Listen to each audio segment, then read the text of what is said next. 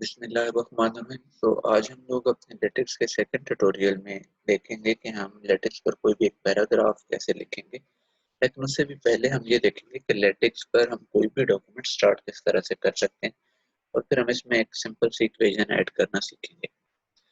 तो सबसे पहले तो अगर हम वर्ड पे कोई भी डॉक्यूमेंट लिखना स्टार्ट करें तो वो एज इट इज़ हम लिखते जाते हैं। लाइक अगर मैं एक डॉक्यूमेंट लिखना चाह रहा हूँ यहाँ पे और वर्ड पे अगर मैं काम कर रहा होता तो मैं सिंपली इस तरह से करूँगा कि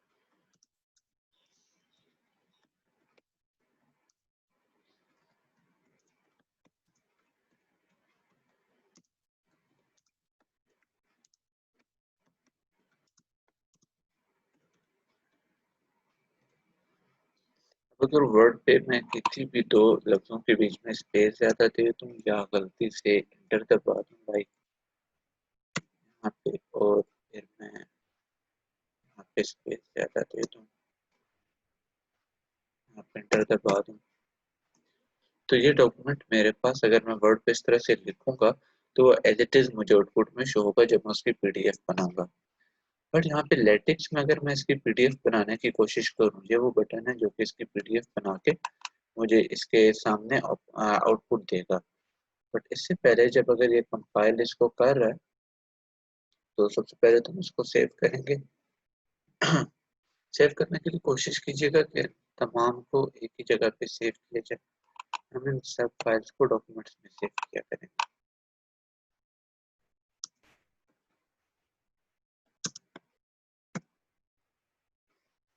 अब ये सेव हो गया तो ये कंपाइल कर रहा है इसको। ये थोड़ा सा टाइम लेता है। ये जिस तरह हम प्रोग्रामिंग कर रहे हो सी प्लस प्लस या सी डैश, तो आ, वो कंपाइल करता है। यहाँ पे हमारे पास इसके एरर्स आते हैं और ये एरर्स में कह रहा है एच के फौरन बाद एरर है कि एच के बाद यहाँ पे कोई ना कोई एरर है। और ठीक है, तो मतलब इस लाइन में पूरी में एक एरर है इस पूरे पैराग्राफ में। अब वो एरर क्या है, हम उस एरर के बारे में देखते हैं। हम लोगों ने लेटेक्स का एक फीचर पढ़ा है या देखा है कि हम लेटेक्स को हम जिस भी डॉक्यूमेंट टाइप का नाम बता देंगे ये उसी के हिसाब से फॉर्मेटिंग कर लेगा। लाइक वर्ड में हम जो कुछ भी लिखेंगे वो उसको एज इट इज लिखेगा। लेकिन अगर मैं लेटेक्स को बता दूं कि मैं एक बुक लिख रहा हूँ और या फिर मैं इसको बता दूं कि मैं एक रिसर्च पेपर लिख रहा हूँ, तो इन दोनों की फॉर्मेटिंग ये खुद से कर लेगा। अगर लेटेक्स इतना इंटेलिजेंट है कि ये खुद से एडिटिंग या फॉर्मेटिंग कर सकता है, तो यहाँ पे एक स्टेप हमारा ये बढ़ जाता है कि हमें पहले इसको बताना पड़ेगा कि मैं किस तरह का डॉक्यूमेंट लिख रहा हूँ। तो सबसे पहले मुझे डॉक्यूमेंट क्लास बतानी पड़ेगी और फिलहाल हम सिंपल डॉक्यूमेंट क्लास बुक रखते हैं। एक बुक की फॉर्मेट में हमारे पास ये आ जाएगा। अब यहाँ पे एक और चीज है कि जब भी हम कोई कमांड यूज करेंगे तो बैकस्लैश के साथ यूज करेंगे। अब अगर मैं यहाँ पे स्पेस दे देता तो मेरे पास कमांड खाली डॉक्यूमेंट है और क्लास कमांड नहीं है, तो ये मेरे पास यहाँ पे एरर आएगा। मेरी पूरी की पूरी कमांड डॉक्यूमेंट क्लास है, तो इसीलिए मैंने उसके बीच में स्पेस नहीं दी। अब सेकंड चीज ये आती है कि क्योंकि लेटेक्स इंटेलिजेंट है और ये हमारे कई प्रॉब्लम्स को सॉल्व कर सकता है, मैं इसके लिए कई सारे कोड्स यूज कर सकता हूँ। तो एक मेन लेटेक्स में उन तमाम कोड्स के लिए प्रोग्राम्स डालना या उन तमाम के लिए कोड लिखना ये इजी नहीं था। तो जिस तरह हम प्रोग्रामिंग में करते हैं, या हम सिंपल सी एग्जांपल लें कि हाँ आपने अगर मुझसे मैथमेटिक्स का कोई क्वेश्चन पूछना है तो उससे पहले मैंने मैथमेटिक्स की कोई बुक पढ़ी होगी और फिर मैं उसी का रेफरेंस दूंगा, उस मैथमेटिक्स की बुक का रेफरेंस दूंगा। या फिर आप अगर तुम मुझसे ऐसा लफ्ज पूछना है जिसका मीनिंग मुझे नहीं पता तो मैं डिक्शनरी से पूछूंगा। तो लेटेक्स भी एग्जैक्टली ऐसा ही करता है कि अगर इसको किसी कोड का मतलब ना पता हो तो ये कुछ डिक्शनरीज से हेल्प लेता है। उन डिक्शनरीज को हम लेटेक्स की जबान में पैकेज कहते हैं। तो यहाँ पे हम सिंपल से पैकेजेस बैकस्लैश के साथ, मैथमेटिक्स के लिए हम सिंपल से पैकेजेस डालेंगे एएमएस मैथ्स एंड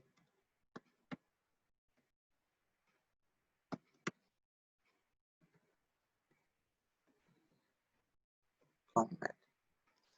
अब पैकेजेस तो डाल दिए, लेकिन हम जिस तरह प्रोग्रामिंग में कंपाइलर को हमें बताना होता है कि यहाँ से हमारा प्रोग्राम स्टार्ट हो रहा है और यहाँ से हमारा प्रोग्राम एंड हो रहा है, तो यहाँ पे हमें लेटेक्स को भी ये बताना होगा कि हमारा डॉक्यूमेंट कहाँ से स्टार्ट हो रहा है, लाइक उसने कहाँ से कंपाइलिंग स्टार्ट करनी है और कहाँ पे कंपाइलिंग रोकनी है।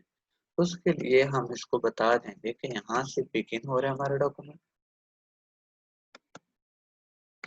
बिगिन क्या हो रहा है डॉक्यूमेंट, और हम बता देंगे कि यहाँ पे हमारा डॉक्यूमेंट एंड हो रहा है।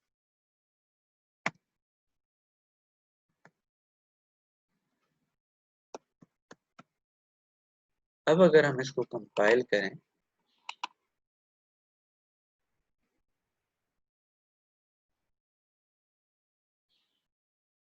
अभी कह रहे हैं एएमएस मैथ्स हमें नहीं मिला।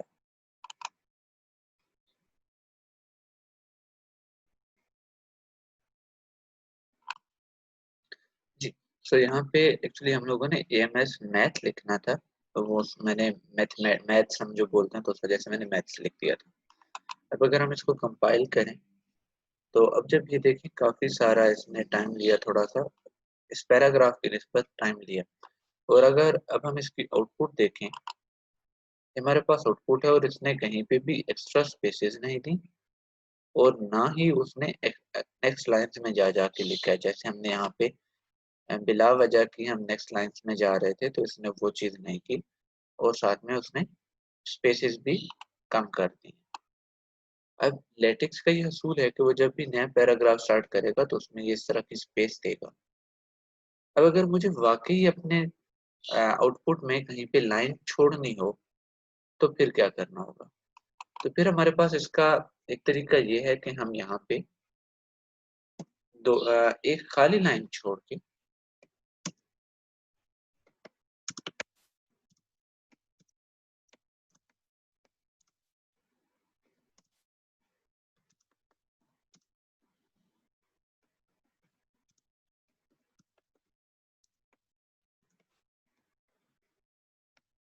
और अब अगर हम इसको कंपाइल करें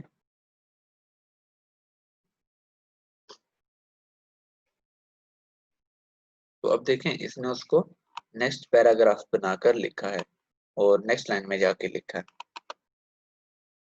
अब एक और तरीका ये है कि हम यहाँ पे डबल बैक स्लैश डालें। लाइन एंड करने के लिए हम यहाँ पे डबल बैक स्लैश की कमांड यूज करते हैं लेटेक्स में, और इससे फर्क ये पड़ेगा कि पहले तो उसने पैराग्राफ बनाकर लिखा था, अब उसने पैराग्राफ नया नहीं बनाया, उसकी बुक्स के नीचे से नई लाइन स्टार्ट की है। तो ये दोनों में फर्क है, जब मैं डबल बैक स्लैश यूज करूंगा या मैं जब एक लाइन खाली छोड़ूंगा। जब मैं एक लाइन खाली छोड़ूंगा तो उसका मतलब होगा नया पैराग्राफ स्टार्ट हो रहा है। जब मैं डबल बैक स्लैश दूंगा तो इसका मतलब होगा जस्ट नेक्स्ट लाइन में चले जाओ। अब इसी डॉक्यूमेंट में अगर मुझे कहीं पे कोई इक्वेशन ऐड करनी हो, हम बहुत सिंपल सी इक्वेशन ऐड करते हैं, लाइक हम कहेंगे X square plus Y square equals to Z square. तो एक्स, यहाँ पे स्क्वायर के लिए हम कमांड यूज करेंगे ये वाली, और स्क्वायर। अब यहाँ पे मैंने ये ब्रैकेट्स क्यों डाली हैं, इसकी भी एक रीजन है।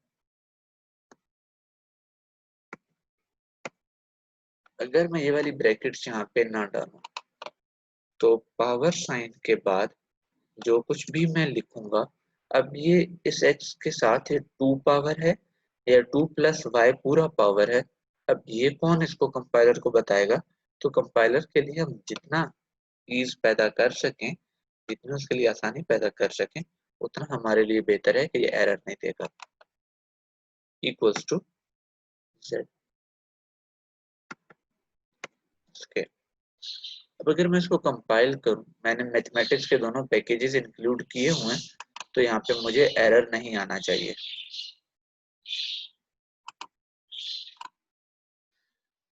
अगर हमने इसको यहाँ पे कंपाइल किया तो हम देख रहे हैं कि हमारे पास एरर आ रहा है, एक्स स्क्वायर के बाद एरर है। और एरर क्या है? मिसिंग। ये यहाँ पे अगर आपको मैं दिखा सकूं, ये डॉलर साइन कह रहा है कि ये मिसिंग है। ये डॉलर साइन हम यूज करते हैं जब भी हम मैथमेटिक्स बताना चाह रहे हैं। लाइक मैं इसको थोड़ा सा एनोटेट कर सकूं, तो यहाँ पे हम लोगों ने सबसे पहले डॉक्यूमेंट क्लास डिफाइन की कि मैं किस तरह का डॉक्यूमेंट लिख रहा हूँ। फिर हमने पैकेजेस, और जितने पैकेजेस आएंगे हम यहाँ पे इसी तरह लिस्ट में डालेंगे। डॉक्यूमेंट हमने स्टार्ट किया, हमने डॉक्यूमेंट एंड किया, और फिर जब हम इसमें इक्वेशन ऐड कर रहे हैं तो देखें इस इक्वेशन में और इस टेक्स्ट में फर्क है। लेटिक्स ने इस टेक्स्ट को सारे को एज इट इज लिख दिया, इसमें इसने कोई चेंजिंग नहीं की। जबकि इस इक्वेशन के लिए इसको अब इस साइन की जगह हमें इस 2 को पावर में लेके जाना होगा, और इसी तरह यहाँ पे बी और सेट के केस में भी। तो इसके लिए अब यहाँ पे लेटेक्स को थोड़ा सा इंटेलिजेंट काम करना होगा, और इस इंटेलिजेंट काम के लिए मुझे पहले लेटेक्स को आगाह करना होगा, बताना होगा कि अब आपने कुछ खुद से इंटेलिजेंट काम करना है। तो इसके लिए मैं इसको बता दूंगा कि अब यहाँ से हमारी इक्वेशन स्टार्ट हो रही है।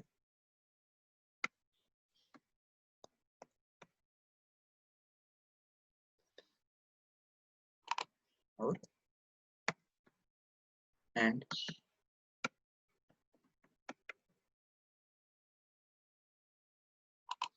अब यहाँ पे आप लोग ये कहेंगे कि एक सिंपल सी इक्वेशन वर्ड पे लिखने में शायद जल्दी लिखी जाती, जितना टाइम हमने यहाँ पे लगाया है ये बिगिन इक्वेशन और एंड इक्वेशन और बीच में इक्वेशन लिखने में। लेकिन इसके हम इस इक्वेशंस को लिखने के जो दीगर तरीके होंगे, मुख्तलिफ तरीके होंगे, वो हम नेक्स्ट वीडियो में देखेंगे कि हम किस तरह से और भी सिंप्लीफाई कर सकते हैं इस इक्वेशन लिखने के तरीके को।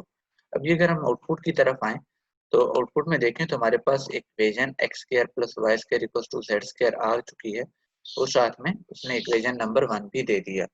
और ये इक्वेशन देखें सेंटर्ड है, और टेक्स्ट से हट के बिल्कुल पेज के सेंटर में, जिस तरह से हम इक्वेशंस आमतौर पर लिखते हैं कि हम पेज के सेंटर में तमाम इक्वेशंस को तरतीब में लिखते हैं, तो उसी तरह से इक्वेशन आई है हमारे पास।